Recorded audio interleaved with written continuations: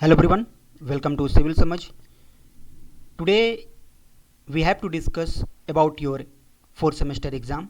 जी हाँ, fourth semester exam के लिए जो आप इंतज़ार कर रहे हैं कि कब हमारा डेट आएगा. आपको भी तैयारी अगर हो चुकी है, बहुत सारे स्टूडेंट की तैयारी हो चुकी है, तो जिनका तैयारी हो चुका होता है वो चाहते हैं कि एग्ज़ाम जल्दी हो जाए. ठीक है, तो उसी पर डिस्कस करेंगे कि जैसा कि हमें जानकारी प्राप्त हुई है जेयूटी में जो कल मीटिंग होना है और मीटिंग के बाद आप तुरंत ही देखेंगे लगभग 3 से 4 दिन मैं बता रहा हूँ कि 3 से 4 दिन में आपको डेट शीट जरूर देखने को मिल जाएगा. डेट शीट, जी हाँ, डेट शीट. किसका डेट शीट? तो आपको एग्ज़ाम का नोटिस जो है, आपका एग्ज़ाम का जो डेट शीट है वो देखने को जरूर मिल जाएगा कि आपका एग्ज़ाम कब होगा. और जब ये डेट शीट आएगा तो लगभग 8 से 10 दिन का आपको टाइम दिया जाएगा. ठीक है, तो 3 से 4 दिन आने वाले 3 से 4 दिन जब आप ये वीडियो देख रहे हैं तब आने वाले 3 से 4 दिन में आपको नोटिस प्राप्त हो जाएगा कि आपका इस डेट को इस पेपर का एग्ज़ाम होना है. ठीक है, और दूसरी बात, क्या ऑडिट कोर्स का एग्ज़ाम होगा? जी हाँ, ऑडिट कोर्स का भी एग्ज़ाम होगा. कहने का मतलब कि आपको टोटल 5 पेपर का एग्ज़ाम देना होगा. टोटल 5 पेपर का एग्ज़ाम देना होगा. जो आपका सब्जेक्ट का कोड है 0102 करके, जो भी कोड होगा 401 402, उसी हिसाब से, उसी सीरियल से आपका एग्ज़ाम होने वाला है.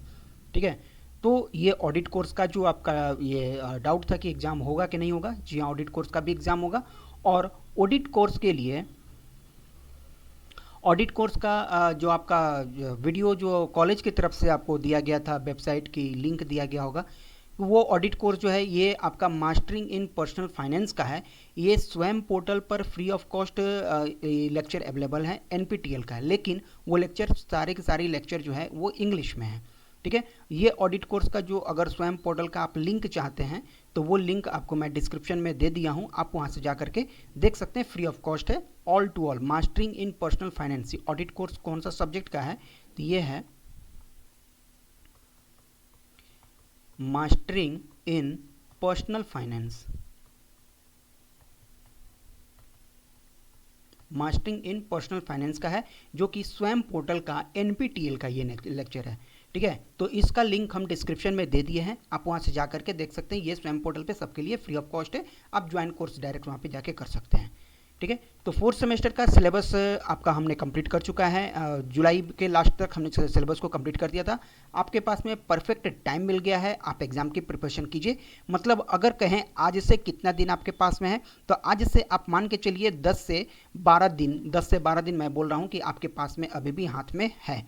10 से 12 दिन, यानी 12 दिन के बाद आप एग्ज़ाम में जा सकते हैं, ऐसा चांस है. 3 से 4 दिन बाद आपको नोटिस मिलेगा और 8 से 10 दिन बाद आपका एग्ज़ाम का डेट मतलब कि ऐसा रहेगा कि आप एग्ज़ाम आपका स्टार्ट हो जाएगा. ठीक है, तो ये आपका एग्ज़ाम डेट के बारे में था. सेकंड है कि आपका जो फिफ्थ सेमेस्टर का जो कोर्स स्टार्ट होगा, जब आपका एग्ज़ाम ख़त्म होगा तो उसके 1 सप्ताह बाद हम ये कोर्स स्टार्ट करेंगे और उसका रजिस्ट्रेशन अभी से हमने स्टार्ट कर दिया है. आप ऑल सब्जेक्ट के लिए 1299 आपको पे करना है. तो रजिस्ट्रेशन अगर आप क्लास शुरू होने से पहले अगर करा लेते हैं तो आपको उसमें अच्छा खासा डिस्काउंट मिल जाएगा. ठीक है, तो फिफ्थ सेमेस्टर का अगेन सिलेबस अभी पूरा कंप्लीट सिलेबस नहीं आया है. कोर्स स्ट्रक्चर जरूर आ गया है, एक बात वहाँ ध्यान देने वाली ज़रूर है.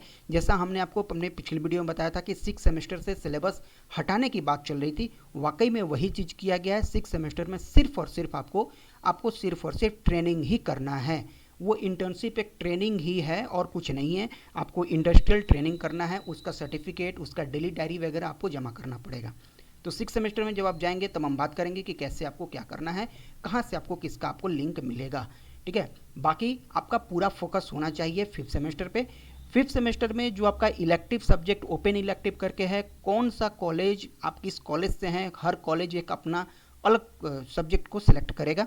आपका सब्जेक्ट क्या है आप हमसे ज़रूर शेयर करें, और आपका जब क्लास स्टार्ट होगा तब आपको वही सब्जेक्ट आपको पढ़ाया जाएगा.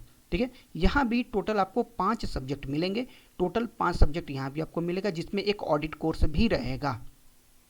ठीक है, तो ये आपका फिफ्थ सेमेस्टर का अपकमिंग है.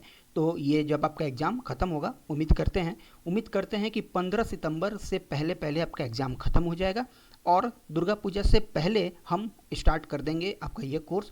लगभग 15 से 18 सितंबर या 20 सितंबर के आसपास आपका ये हम क्लास स्टार्ट करने वाले हैं 5th सेमेस्टर का, क्योंकि आपके पास में ज़्यादा टाइम ये नहीं देगा। पूरा अक्टूबर आपका जाएगा दिवाली और छठ में, ठीक है। नवंबर और दिसंबर का टाइम बचेगा, दिसंबर के आसपास आपका इसका एग्ज़ाम लेने की पूरी संभावना है, ठीक है, 5th सेमेस्टर का। तो आप टाइम वेस्ट ना करेंगे और समय से काम तो करना होगा, ठीक है।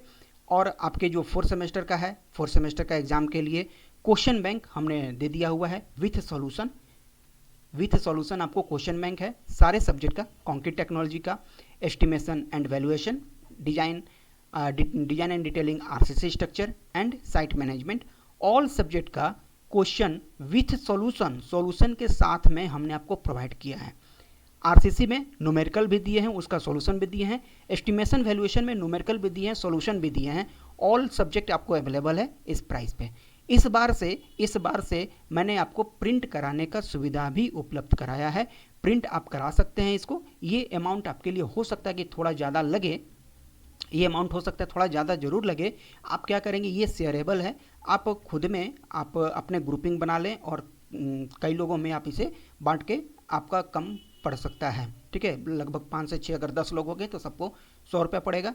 आप इसको प्रिंट करा सकते हैं, प्रिंट करा के आप उसको ईजिली आप अपने साथ कैरी कर सकते हैं, पढ़ सकते हैं, कुछ भी इसके साथ में आप जो चाहें यूज करेंगे, ठीक है। तो क्वेश्चन बैंक सॉल्यूशन के साथ अवेलेबल है। इतना जरूर है कि जो भी क्वेश्चन आपको एग्जाम में आएगा क्वेश्चन बैंक से बाहर नहीं रहेगा, सारा का सारा क्वेश्चन आपको इसी बुकलेट से आपको मिलेंगे वहाँ पर। हाँ, इतना जरूर होगा कि हमने न्यूमेरिकल में भले आपको 10 किलोमीटर का लोड बताया, तो क्वेश्चन आपको हो सकता है कि 10 की जगह पर 15 किलोमीटर लोड दे, लेकिन क्वेश्चन आपको वही रहेगा, ठीक है।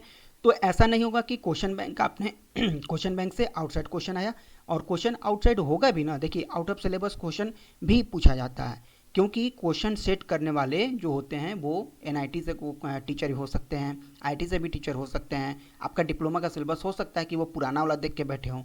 तो ये चीज़ें संभव है कि एक आध क्वेश्चन आउट ऑफ सिलेबस रहती हैं, लेकिन सारा क्वेश्चन ऐसा नहीं रहता है, ठीक है। इतना क्वेश्चन आपको जरूर मिलेगा जो कि आपको ऑप्शन में भी रहते हैं वहाँ पर।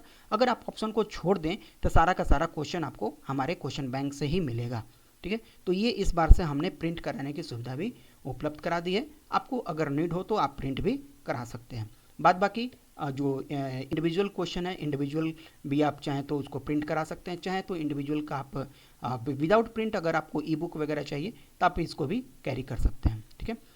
बाद बाकी अगर ज्वाइन करना चाहते हैं बैच को और आपको नहीं पता है कि कैसे बैच ज्वाइन करें, तो सिविल समझ एप्लीकेशन को पहले आप प्ले स्टोर से डाउनलोड कर लेंगे। अगर प्ले स्टोर पर आपको नहीं मिल रहा है, सर्च करेंगे सिविल समझ तो आ जाएगा, नहीं अगर मिल रहा है तो हम आपको लिंक जरूर दे दें, डिस्क्रिप्शन में लिंक है, आप वहाँ से डाउनलोड कर सकते हैं। अदरवाइज कि अगर आपका एंड्रॉयड सेट नहीं है तो आप क्या कर सकते हैं कि हमारे वेबसाइट से भी हमें ज्वाइन कर सकते हैं। civilsamajh.classwala.com है, तो यहाँ पर वेबसाइट पे जाएंगे, आपको ये सिविल समझ का वहाँ पर सारा चीज़ें मिल जाएंगे, ठीक है। तो एप्लीकेशन डाउनलोड करेंगे तो कुछ ऐसा इंटरफेस खुलता है। तो लॉगिन करने से पहले आपको पहले अपना रजिस्ट्रेशन करना होगा। रजिस्ट्रेशन के लिए जैसे कीजिएगा तो ये पेज खुलेगा, इसमें नाम, phone number, email address, city वगैरह आप डालेंगे, रजिस्टर करेंगे। उसके बाद फ़ोन नंबर और पासवर्ड आप जो यहाँ पर आप सेलेक्ट करेंगे पासवर्ड, वही पासवर्ड आपको यहाँ पर लगेगा। तो पहले रजिस्टर करना है, फिर आपको लॉगिन करना होगा। उसके बाद आपको ये पेज ओपन हो जाएगा, और पेज ओपन होगा तो कुछ इस तरह की चीज़ें यहाँ पर दिखेंगी, ठीक है। तो ये सारा चीज़ें अवेलेबल हैं हमारे एप्लीकेशन पे, आपको जैसी जो सुविधा चाहिए वो आपको मिलेंगी। एक चीज़ और, अभी लास्ट करने से पहले मैं एक चीज़ मैं और बताना चाहूँगा कि आपको जो एग्ज़ाम में आपको जो क्वेश्चन पूछे जाते हैं, आप क्वेश्चन को कैसे लिखें। जैसे पैटर्न क्या रहेगा, एग्ज़ाम पैटर्न की मैं बात कर लूँ, एग्ज़ाम पैटर्न क्या रहने वाला है। तो सबसे पहले आपको ऑब्जेक्टिव रहेगा, ऑब्जेक्टिव आपको रहेंगे। ऑब्जेक्टिव के बाद ये जैसे क्वेश्चन नंबर 1 हो गया, ऑब्जेक्टिव के बाद आपको रहेगा 7 क्वेश्चन आपको रहेंगे टोटल यहाँ पर 7 क्वेश्चन रहेंगे, 7 क्वेश्चन। इस 7 में से आपको कोई भी 5 आपको एनी 5 आपको अटेम्प्ट करने रहेंगे। डिपेंड करता है मार्किंग स्कीम का डिपेंड करता है। तो कोई भी ऑब्जेक्टिव आपका कंपलसरी रहेगा, बाकी कोई भी इसमें से 4 आपको सिलेक्ट करना है। अब जो 4 आप सेलेक्ट करेंगे माय डियर, जो आप 4 सेलेक्ट करेंगे, कोशिश आपका रहना चाहिए कि सीरियल वाइज सेलेक्ट करें। पहला कोशिश, अगर सीरियल वाइज नहीं आ रहा है, ठीक है, जो क्वेश्चन हमें आ रहा है, जैसे 3 आ रहा है, 2 नहीं आ रहा है, 3 के बाद 5 आ रहा है, फिर 6 आ रहा है, फिर 7 आ रहा है, तो उसको क्या करेंगे, पहले हम क्वेश्चन नंबर 3 को अटेम्प्ट करेंगे, फिर हम क्वेश्चन नंबर 5 को अटेम्प्ट करेंगे, फिर क्वेश्चन नंबर 6 को अटेम्प्ट करेंगे, फिर क्वेश्चन नंबर 7 को अटेम्प्ट करेंगे।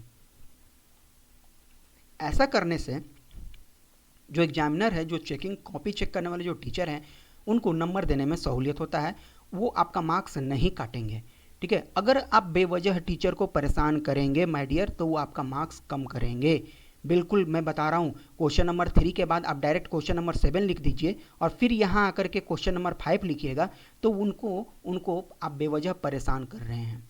ठीक है, अगर जो क्वेश्चन नहीं आ रहा है या बाद में लिखना चाहते हैं, आप स्पेस छोड़ दीजिए, मेरा ऐसा मानना है। आपका बाद में जो आपका मन करे आप करिएगा। मेरा जो सजेशन है मैं आपको बता रहा हूँ कि कोशिश करेंगे सीरियल वाइज में आंसर करने का और नीट एंड क्लीन लिखने का ट्राई करेंगे। ठीक है, नीट एंड क्लीन रहता है तो पढ़ने में आसानी होता है, टीचर को कॉपी चेक करने में ज़्यादा फजीहत नहीं होता है। आप बस इतना ध्यान रखिए कि टीचर को जितना परेशानी होगी कॉपी चेक करने में, आपका नंबर उतना ही कम होते जाता है। मैं भी हर बार जाता हूँ कॉपी चेक करने के लिए, मैं बहुत सारे कॉपी में देखता हूँ, और कभी भी कॉपी में आप ये मत लिख के आइएगा कि सर प्लीज़ पास कर दीजिए, सर प्लीज़ पास कर दीजिएगा, ये सब चीज़ें मत लिख के आइएगा, क्योंकि इसका निगेटिव इम्पैक्ट पड़ता है। बहुत सारे कॉपी में ऐसा मुझे देखने को मिलता भी है। ठीक है, कोई अपना दुख लिखा हुआ है, कोई कुछ लिखा हुआ है, भाई आप आंसर कीजिए ना, 1 लाइन 2 लाइन का भी आप आंसर कीजिए। और दूसरी बात, सेकंड थिंग, ये तो हो गया फर्स्ट चीज़ कैसे आपको सेलेक्ट करना है। सेकंड थिंग कि आप जो भी लिखिए क्वेश्चन को आप अटेम्प्ट कीजिए ज़रूर। ठीक है, ऐसा नहीं है कि जैसे 5 क्वेश्चन अटेम्प्ट करना है तो आप ऐसा नहीं है कि 3 ही क्वेश्चन अटेम्प्ट किए, नहीं, आप 5 क्वेश्चन अटेम्प्ट कीजिए। भले कुछ भी लिखिए, कुछ भी का मतलब गाना लिख के मत आ जाइएगा, उससे रिलेटेड आपने क्लास किया है, आप कहीं भी पढ़े हुए हैं, आपके सब कॉन्शियस माइंड में जो भी चीज़ें उसके बारे में मिलता जुलता जो भी आ रहा है, आप मिला के 1-2 लाइन का कुछ भी वहाँ पर लिखिए, लेकिन लिखिए ज़रूर। तीसरी चीज़ें है आप डायग्राम जरूर बना के आइए। डायग्राम बनाते हैं तो आपका मार्क्स का वेटेज बढ़ जाता है, आंसर का वॉल्यूम बढ़ जाता है। ठीक है, तो ये सभी चीज़ें माइंड में रखिए कि हमको एग्ज़ाम कैसे देना है, कैसे आप सब्जेक्टिव एग्ज़ाम में अच्छा स्कोर कर सकते हैं। माय डियर, ये आपका जो ये मार्क्स अभी बढ़ेगा ना, ये मार्क्स आपके लिए रामबाण की तरह काम करेगा। जब आप पास आउट हो जाएंगे, जब आपका मेरिट बेसिस पर कहीं जॉब लगने वाली होगी, वहाँ पर ये सब चीज़ें काम आती हैं। और आपको ये राइटिंग प्रैक्टिस जो है लाइफ टाइम रखते हैं, ये जो राइटिंग प्रैक्टिस मैं बता रहा हूँ लाइफ टाइम आपको काम आने वाला है। आप कहीं भी जॉब कीजिएगा, आपको एक लिखने का तरीका पता रहेगा। कहीं ना कहीं आपको राइटिंग प्रैक्टिस की नीड पड़नी है पूरे लाइफ में। ठीक है, आप आने वाली पीढ़ी को भी समझाइएगा, उसको भी कहीं ना कहीं आप बताइएगा। तो आप जब सीखे रहेंगे तभी तो बता पाएंगे, नहीं सीखे रहेंगे तो आप कुछ नहीं बता पाइएगा। ठीक है, तो एग्ज़ाम पैटर्न आपका मैंने बता दिया। और चौथी चीज़ ये इसमें कि आपका इंटरनल प्लस एक्सटर्नल मिला के आपको 40 मार्क्स ही लाना है, बस पास करने के लिए 40 मार्क्स।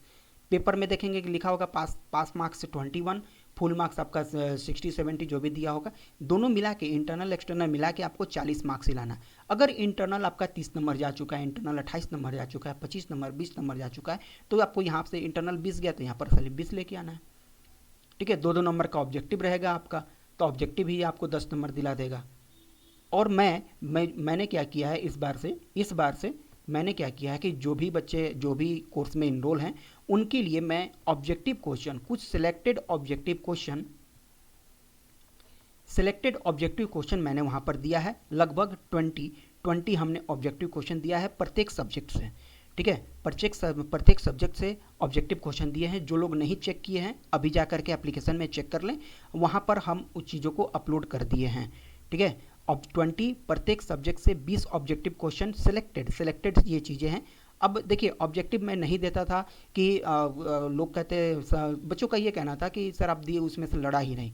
माय डियर, मैं ये ऑब्जेक्टिव का कोई कहीं सिलेबस नहीं होता है, कहाँ से ऑब्जेक्टिव दे देगा कोई नहीं जानता है। फिर भी मुझे जो लगा मैंने ऑब्जेक्टिव आपको दे दिया हुआ है, उसमें आप उसको सॉल्यूशन के साथ दिया हुआ है, आप उसको पढ़ लीजिए। हो सकता है कि इस रेंज में से कुछ क्वेश्चन आपको मिल जाए, हो सकता है। ठीक है, ऐसा नहीं आप हम पे ब्लेम लगाइएगा कि सर ऑब्जेक्टिव में से कुछ नहीं लड़ा। ऑब्जेक्टिव का मैं कभी रिस्पॉन्सिबल नहीं लेता हूँ, क्योंकि ऑब्जेक्टिव का बहुत बड़ा एरिया होता है।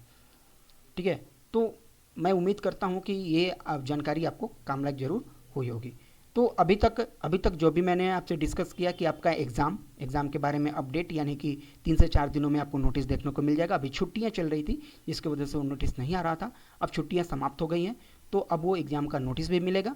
और एग्ज़ाम के नोटिस के साथ साथ जब आपका एग्ज़ाम ख़त्म हो जाएगा तब हम लोग 5th सेमेस्टर में मिलेंगे, और वहाँ पर नए सब्जेक्ट, नई चीज़ों के साथ हम लोग डिस्कस करेंगे अपने आने वाले कल के बारे में। ठीक है, तो आज के इस सेशन में इतना ही, मिलते हैं अपने नेक्स्ट सेशन में कुछ नए टॉपिक के साथ। Thank you.